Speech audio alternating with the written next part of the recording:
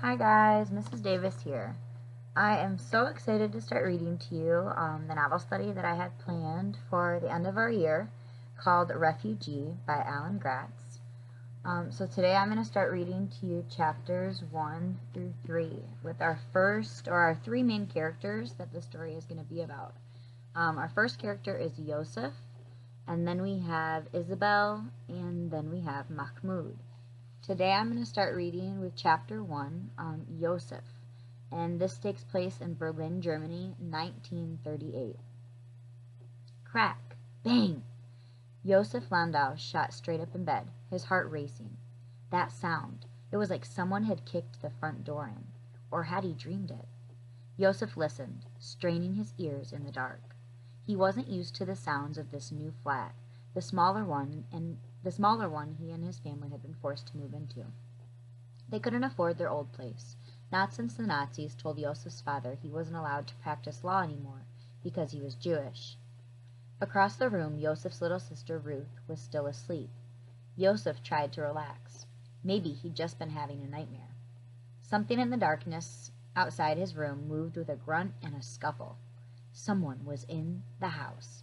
Yosef scrambled backward on his bed, his eyes wide. There was a shattering sound in the next room. Krish! Ruth woke up and screamed in sheer blind terror. She was only 6 years old. "Mama!" Yosef cried. "Papa!" Towering shadows burst into the room. The air seemed to crackle around them like static from a radio. Yosef tried to hide in the corner of his bed, but shadowy hands snatched at him, grabbed for him. He screamed even louder than his little sister, drowning her out. He kicked and flailed in a panic, but one of the shadows caught his ankle and dragged him face first across his bed. Yosef clawed at his sheets, but the hands were too strong. Yosef was so scared he wet himself, the warm liquid spreading through his nightclothes. "No!" Yosef screamed. "No!" The shadows threw him to the floor. Another shadow picked up Ruth by the hair and slapped her. "Be quiet!" the shadow yelled, and it tossed Ruth down on the floor beside Yosef. The shock shut Ruth up, but only for a moment. Then she wailed even harder and louder. "Hush, Ruthie, hush!" Yosef begged her. He took her in his arms and wrapped her in a protective hug. "Hush now." They cowered together on the floor as the shadows picked up Ruth's bed and threw it against the wall. Crash! The bed broke into pieces. The shadows tore down pictures, pulled drawers from their bureaus, and flung clothing everywhere. They broke lamps and light bulbs. Yosef and Ruth clung to each other, terrified and wet-faced with tears. The shadows grabbed them again and dragged them into the living room. They threw Yosef and Ruth on the floor once more and flicked on the overhead light. As Yosef's eyes adjusted, he saw the 7 strangers who had invaded his home. Some of them wore regular clothes, white shirts with the sleeves rolled up, gray slacks, brown wool caps, leather work boots. More of them wore the brown shirts and red swastika armbands of the Sturmabteilung, Adolf Hitler's stormtroopers. Yosef's mother and father were there too, lying on the floor at the feet of the brown shirts. "Yosef! Ruth!" Mama cried when she saw them. She lunged for her children, but one of the Nazis grabbed her nightgown and pulled her back. "Aaron Landau," one of the brown shirts said to Yosef's father, "you have continued to practice law despite the fact that Jews are forbidden to do so under the Civil Service Restoration Act of 1933. For this crime against the German people, you will be taken into protective custody." Yosef looked at his father, panicked. "This is all a misunderstanding," Papa said. "If you just give me a chance to explain." The brown shirt ignored Papa and nodded at the other men. 2 of the Nazis yanked Yosef's father to his feet and dragged him toward the door. "No!" Yosef cried. He had to do something. He leaped to his feet, grabbed the arm of one of the men carrying his father, and tried to pull him off. 2 more of the men jerked Yosef away and held him as he fought against them. The brown shirt in charge laughed. "Look at this one," he said, pointing to the wet spot on Yosef's nightclothes. "The boy's pissed himself." The Nazis laughed, and Yosef's face burned hot with shame. He struggled in the men's arms, trying to break free. "I'll be a man soon enough," Yosef told them. "I'll be a man in 6 months and 11 days." The Nazis laughed again. 6 months and 11 days, the brown shirt said. Not that he's counting. The brown shirt turned serious. Perhaps you're close enough that we should take you to a concentration camp, too, like your father. No, Mama cried. No, my son is just 12. He's just a boy. Please don't. Ruth wrapped herself around Joseph's leg and wailed, Don't take him! Don't take him! The brown shirt scowled at the noise and gave the men carrying Aaron Landau a dismissive wave. Joseph watched as they dragged Papa away to the sounds of Mama's sobs and Ruth's wails. Don't be so quick to grow up, boy, the brown shirt told Joseph. We'll come for you soon enough. The Nazis trashed the rest of Joseph's house, breaking furniture and smashing plates and tearing curtains. They left as suddenly as they had come, and Joseph and his sister and mother huddled together on their knees in the middle of the room. At last, when they had cried all the tears they could cry, Rachel Landau led her children to her room, put her bed back together, and hugged Joseph and Ruth close until morning. In the days to come, Joseph learned that his family wasn't the only one the Nazis had attacked that night. Other Jewish homes and businesses and synagogues were destroyed all over Germany, and tens of thousands of Jewish men were arrested and sent to concentration camps. They called it Kristallnacht, the night of broken glass. The Nazis hadn't said it with words, but the message was clear. Joseph and his family weren't wanted in Germany anymore, but Joseph and his mother and sister weren't going anywhere. Not yet. Not without Joseph's father. Mama spent weeks going from one government office to another, trying to find out where her husband was and how to get him back. Nobody would tell her anything, and Joseph began to despair that he would never see his father again. And then, 6 months after he'd been taken away, they got a telegram. A telegram from Papa. He'd been released from a concentration camp called Dachau, only on a condition that he leave the country within 14 days. Joseph didn't want to leave. Germany was his home. Where would they go? How would they live? But the Nazis had told them to get out of Germany twice now, and the Landau family wasn't going to wait around to see what the Nazis would do next. The next chapter is called Isabel, just outside Havana, Cuba, 1994. So our first chapter with Joseph is in 1938 in Germany.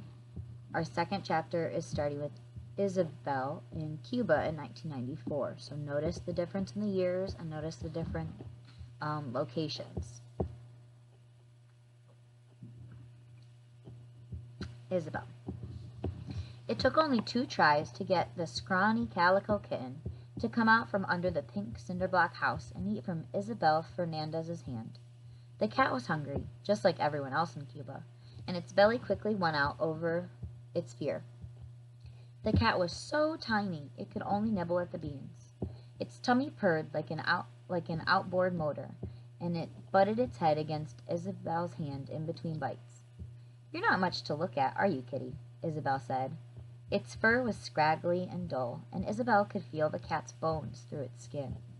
The kitten wasn't too different from her, Isabel realized. Thin, hungry, and in need of a bath. Isabel was 11 years old and all lanky, arms and legs. Her brown face was splotchy with freckles, and her thick black hair was cut short for summer and pulled back behind her ears. She was barefoot like always and wore a tank top and shorts. The kitten gobbled up the last of the beans and mewed pitifully. Isabel wished she had something else to give it, but this food was already more than she could spare. Her lunch hadn't been much bigger than the cat's. Just a few beans and a small pile of white rice. There had been rationing and food coupon books back when Isabel was little, but a few years ago in 1989, the Soviet Union had fallen, and Cuba had hit rock bottom. Cuba was a communist country, like Russia had been, and for decades the Soviets had been buying Cuba's sugar for 11 times the price and sending little island food and gasoline and medicine for free. But when the Soviet Union went away, so did all their support.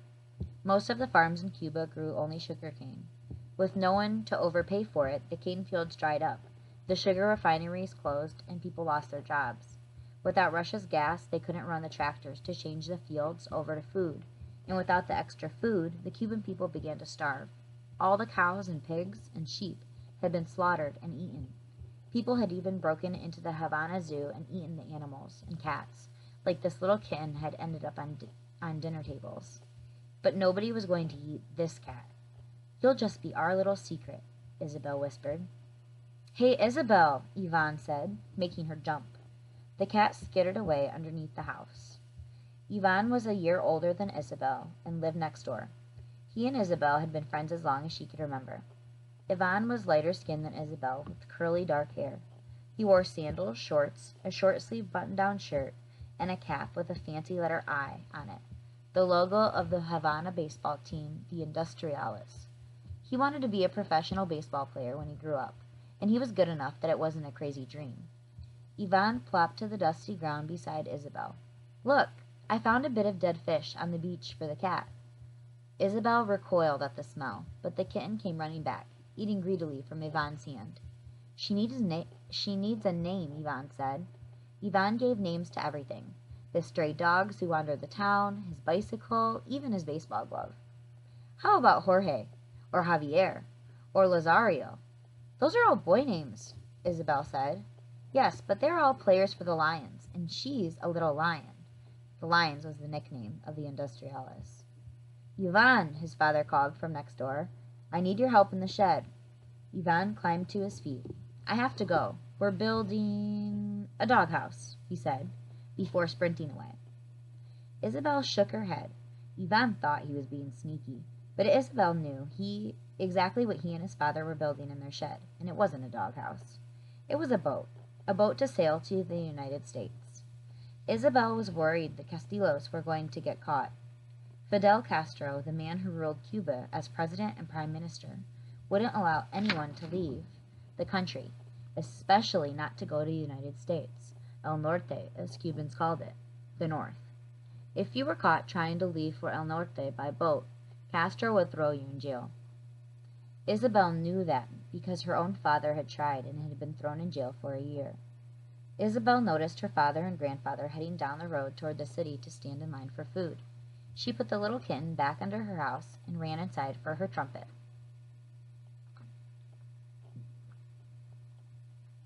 Isabel loved tagging along on trips into Havana to stand on a street corner and play her trumpet for pesos. She never did make much, not because she wasn't good. As her mother liked to say, Isabel could play the storm clouds from the sky. People often stopped to listen to her and clap and tap their feet. But the only people who could afford to give her pesos were the tourists, visitors from Canada or Europe or Mexico. Ever since the Soviet Union had collapsed, the only currency most Cubans had were booklets. You got stamped when you went to pick up your food rations from the store. And food ration booklets were pretty worthless anyway. There wasn't enough food to go around, whether you had a booklet or not. Isabel caught up with her father and grandfather, then parted ways with them on the Malecon, the broad road that curved along the seawall on Havana Harbor. On one side of the road were blocks of green and yellow, and pink and baby blue homes and shops. The paint was peeling, and the buildings were old and weathered, but they still looked grand to Isabel. She stood on the wide promenade, where it seemed all of Havana was on display. Mothers carried babies in slings, couples kissed under palm trees. Buskers played rumbas on guitars and drums. Boys took turns diving into the sea. Tourists took pictures. It was Isabel's favorite place in the whole city. Isabel tossed an old ball cap on the ground, on the off chance that one of the tourists actually had a peso to spare. She lifted the trumpet to her lips. As she blew, her fingers tapped out the notes she knew by heart. It was a salsa tune she liked to play. But this time she listened past the music, past the noise of the cars and the trucks on the Malecon, past the people talking as they walked by, past the crash of the waves against the seawall behind her. Isabel was listening for the clav underneath the music, the mysterious hidden beat inside Cuban music that everybody seemed to hear except her, an irregular rhythm that lay over the top of the regular beat, like a heartbeat beneath the skin. Try as she might, she had never heard it, never felt it. She listened now intently, trying to hear the heartbeat of Cuba in her own music. What she heard instead was the sound of breaking glass. Okay, that was the end of Isabel's chapter, chapter 2, and this is the start of chapter 3. Chapter 3 begins with our third character. He's our third and final main character. His name is Mahmoud, and his story takes place or starts in Aleppo, Syria. That's in the Middle East, in 2015. Mahmoud Basara was invisible, and that's exactly how he wanted it. Being invisible was how he survived. He wasn't literally invisible. If you really looked at Mahmoud, got a glimpse under the hoodie he kept pulled down over his face, you would see a 12-year-old boy with a long, strong nose, thick black eyebrows, and short, cropped black hair. He was stocky, his shoulders wide, and muscular despite the food shortages. But Mahmoud did everything he could to hide his size and his face, to stay under the radar. Random death from a fighter's jet missile or a soldier's rocket launcher might come at any moment when you least expected it. To walk around getting noticed by the Syrian army or the rebels fighting was just inviting trouble. Mahmoud sat in the middle row of desks in his classroom, where the teacher wouldn't call on him. The desks were wide enough for 3 students at each, and Mahmoud sat between 2 other boys named Ahmed and Nadal. Ahmed and Nadal weren't his friends. Mahmoud didn't have any friends.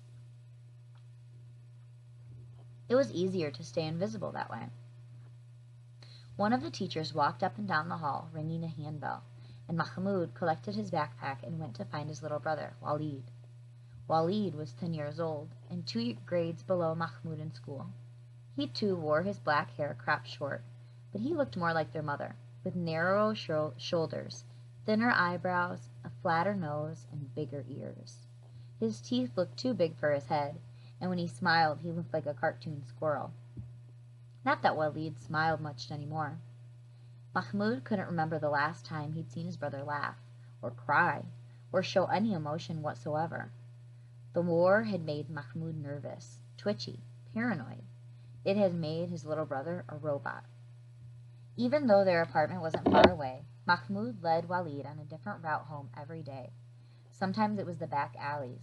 There could be fighters in the streets, who were always targets for the opposition. Bombed-out buildings were good too.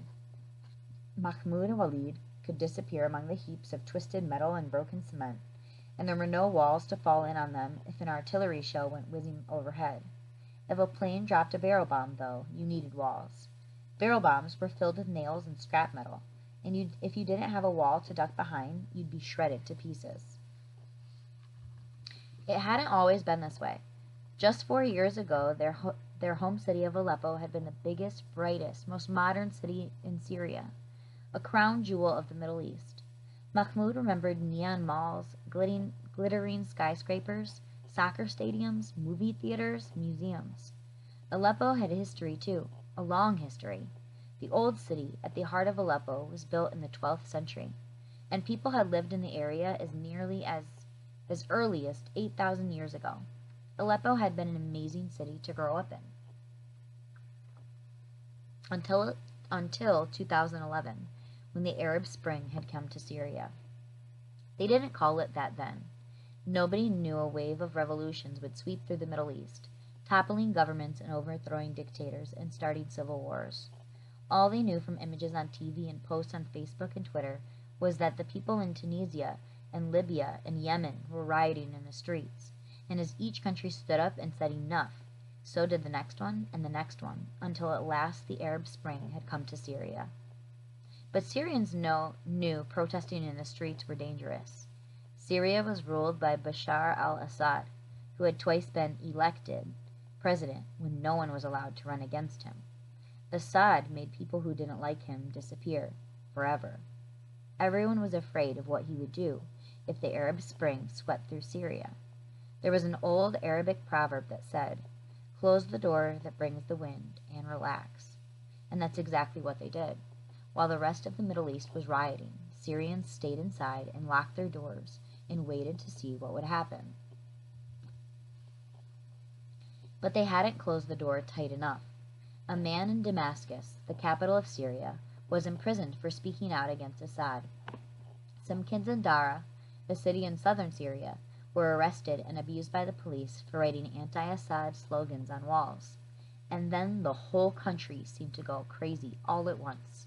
Tens of thousands of people poured into the streets, demanding the release of political prisoners and more freedom for everyone.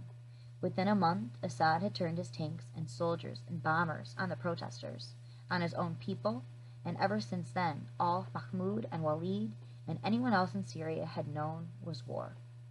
Mahmoud and Walid turned down a different rubble-strewn alley than the day before and stopped dead. Just ahead of them, two boys had another boy up against what was left of a wall, about to take the bag of bread he carried. Mahmoud pulled Walid behind a burned-out car, his heart racing. Incidents like this were common in Aleppo lately. It was getting harder and harder to get food in the city. But for Mahmoud, the scene brought back memories of another time, just after the war had begun. Mahmoud had been going to meet his best friend, Khalid. Down a side street just like this one, Mahmoud found Khalid getting beaten up by two older boys. Khalid was a Shia Muslim in the country of mostly Sunni Muslims. Khalid was clever, smart, always quick to raise his hand in class, and always with the right answer. He and Mahmoud had known each other for years, and even though Mahmoud was Sunni and Khalid was Shia, that had never mattered to them. They liked to spend their afternoons and weekends reading comic books and watching superhero movies and playing video games. But right then, Khalid had been curled into a ball on the ground, his hands around his head while the older boys kicked him. "Not so smart now, are you, pig?" one of them had said. "Shias should know their place. This is Syria, not Iran." Mahmoud had bristled. The difference between Sunnis and Shiites was an excuse. These boys had just wanted to beat someone up. With a battle cry that would have made Wolverine proud, Mahmoud had launched himself at Khalid's attackers. As he had been beaten up as badly as Khalid. From that day forward, Mahmoud and Khalid were marked. The two boys became Mahmoud and Khalid's only personal bullies, delivering repeated beatdowns between classes and after school. That's when Mahmoud and Khalid had learned how valuable it was to be invisible. Mahmoud stayed in the classroom all day, never going to the bathroom or the playground. Khalid never answered another question in class, not even when the teacher called on him directly. If the bullies didn't notice you, they didn't hit you. That's when Mahmoud had realized that together, he and Khalid were bigger targets. Alone, it was easier to be invisible. It was nothing they ever said to each other, just something they had come to understand. And within a year, they had drifted apart, not even speaking to each other as they passed in the hall. A year after that, Khalid had died in an airstrike anyway. It was better not to have friends in Syria in 2015. Mahmoud watched as these two boys attacked the boy with the bread, a boy he didn't know. He felt the stirrings of indignation, of anger, of sympathy. His breath came quick and deep, and his hands clenched into fists. "I should do something," he whispered, but he knew better. Head down, hoodie up, eyes on the ground. The trick was to be invisible, blend in, disappear. Mahmoud took his younger brother by the hand, turned around, and found a different way home. That's the end of chapters 1 through 3. Don't forget to answer the questions on Google Classroom, on Google Slides, and turn it in.